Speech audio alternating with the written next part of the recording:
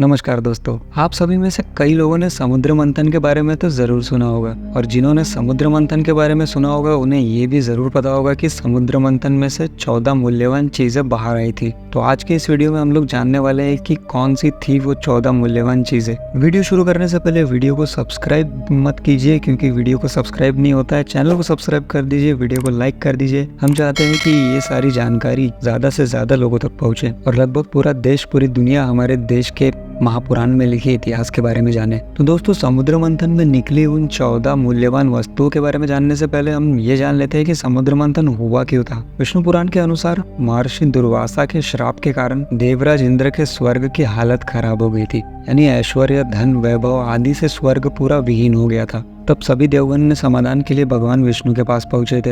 विष्णु जी ने उन्हें दानवों के साथ मिलकर समुद्र मंथन करने का उपाय बताया था। विष्णु जी ने कहा था कि समुद्र मंथन से अमृत निकलेगा, जिसे ग्रहण करके आप सभी अमर हो जाएंगे। अमृत कलश की बात देवताओं ने दानवों के राजा बलि को बताई। वे समुद्र मंथन के लिए तैयार हो गए। इसके बाद वासुकी नाग को रस्सी बनाकर मदरांचल पर्वत की सहायता से समुद्र को मथा गया। इसके बाद समुद्र मंथन से अमृत तो निकला, लेकिन 14वें नंबर पर। इसके पहले 13 चीजें बाहर आई थी, जिनमें सबसे पहला था हलाहल विष। इसके तीव्र ज्वाला से सभी देवता और दानव जलने लगे थे। सभी ने भगवान शिव से देवता तथा दानव की सृष्टि की रक्षा के लिए प्रार्थना की, जिसके बाद शिव जी ने पूरा विष पी लिया था, जिसके वजह से शिव जी का कंठ नीला पड़ गया था। इसलिए आज भी शिव जी को नीलकंठ के नाम से जाना जाता है। कहा जाता है कि जब शिव जी विष पी रहे थे तब इसकी कुछ बूंदें पृथ्वी पर गिरी थी, जिसे सांप, बिच्छू जैसे विषैले जंतुओं ने ग्रहण किया था। समुद्र मंथन में जो दूसरी चीज बाहर आई थी वो थी कामधेनु गाय। इसे ऋषि मुनियों को दे दिया गया था। जैसे देवताओं में श्री हरि विष्णु, सरोवर में समुद्र, नदियों में गंगा, पर्वतों में हिमालय, भक्तों में नारद और तीर्थों में केदारनाथ श्रेष्ठ है,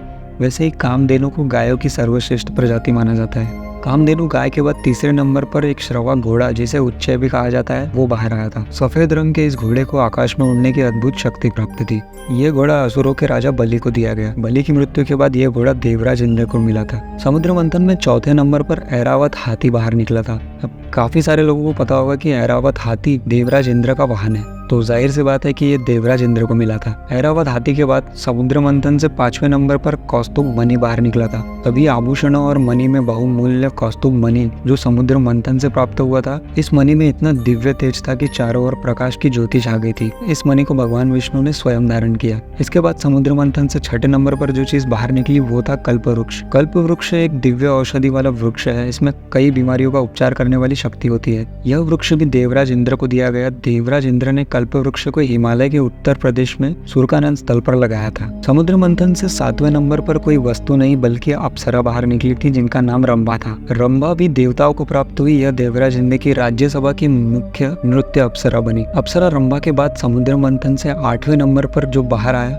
वो थी माता लक्ष्मी। भगवान विष्णु के आदेश पर ही समुद्र मंथन किया गया था। समुद्र मंथन कराने का भगवान विष्णु का मुख्य उद्देश्य यही था, माता लक्ष्मी को पुनः प्राप्त करना। क्योंकि जब विष्णु जी सृष्टि संचालन में व्यस्त थे तब देवी लक्ष्मी समुद्र की गहराइयों में समा गई थी। समुद्र मंथन के समय देवी लक्ष्मी पुनः बाहर आई और उन्होंने स्वयं भगवान विष्णु का चयन किया। माता लक्ष्मी के बाद समुद्र मंथन से जो 9वीं चीज बाहर आई वो थी वारुणी। समुद्र मंथन से मदिरा की भी प्राप्ति हुई, उसे वारुणी कहा गया। विष्णु जी के आदेश पर वारुणी दानवों को प्राप्त हुई। विष्णु पुराण के अनुसार समुद्र मंथन से जो 10वें नंबर पर प्राप्त हुआ वो था चंद्रमा। जल से उत्पन्न होने के कारण चंद्रमा को जल का कारक कहा जाता है। चंद्रमा को भगवान शिव ने अपनी जटाओं में धारण कर लिया था। 11वें नंबर पर बाहर आया 5 जन्य शंख। समुद्र मंथन से दुर्लभ शंख निकला, जिसे 5 जन्य शंख कहा गया। हिंदू धर्म में इस शंख का महत्व बहुत ही विशेष है। यह शंख भगवान विष्णु को प्राप्त हुआ, इसलिए कहा जाता है कि जहाँ यह शंख होता है वहाँ भगवान विष्णु और माता लक्ष्मी वास करते हैं। शंख के बाद 12वें नंबर पर पारिजात बाहर आया। समुद्र मंथन के समय एक वृक्ष निकला, जिसे पारिजात वृक्ष कहा गया। इस वृक्ष को छूने मात्र से ही शरीर की थकान दूर हो जाती थी।